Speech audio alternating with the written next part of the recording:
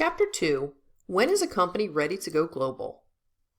In the Chapter 1 video lecture, we explored the primary motivations for companies going international.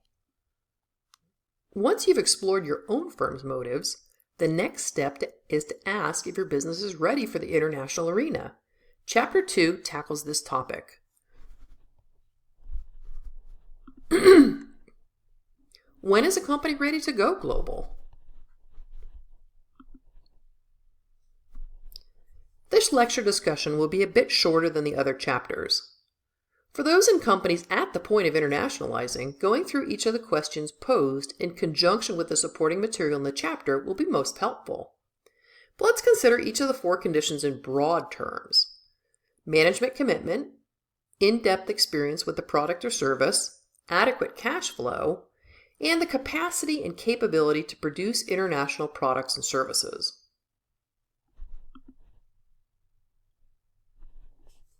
Management commitment deals with financial and resource allocation, staffing, management, and attitudes.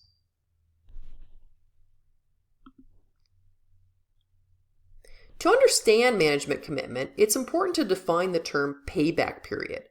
That's the length of time required to break even or to recover an investment through the ensuing profits. It's important to estimate when market expansion efforts might begin to pay themselves back in profit.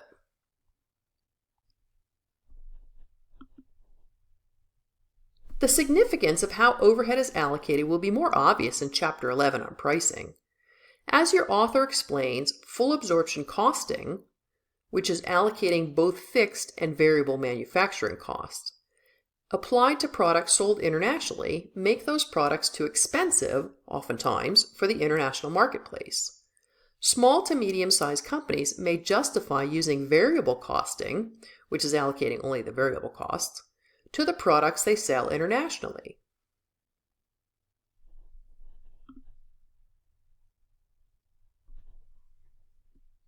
Is the company prepared to make international expertise a priority in hiring decisions?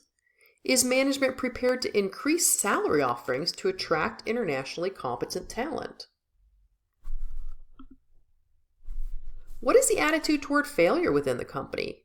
3M, the company known for such innovation as Post-it notes, is known as much for its embracing creativity as for the firm's strong tolerance of products that fail to catch on. The second condition for successfully going global is in-depth experience with the product or service.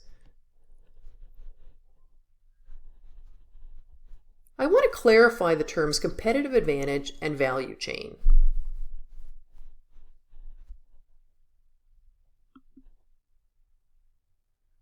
In Chapter 1, I mentioned Walmart's economies of scale and purchasing power, which allow them to offer incredibly low prices. This low-cost leadership is Walmart's competitive advantage. Competitors simply cannot compete with their prices. In a completely different realm, Volvo's competitive advantage is their ability to build safe vehicles.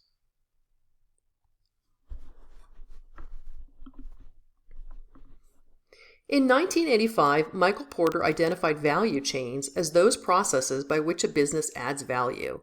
Any aspect of the value chain pictured here may be developed into a competitive advantage.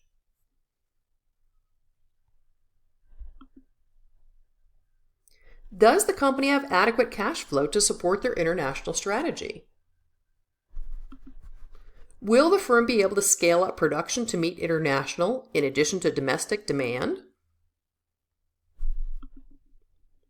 What about international expertise and foreign language skills within the firm? While English is indeed the, quote, language of business, having some background in the language of your target market is helpful in terms of establishing rapport with foreign counterparts. You may wish to take a look at the foreign languages offered at Long Beach City College. Afterwards, please share your thoughts on Jack and Jill's readiness to go global in this week's discussion forum and complete the quiz.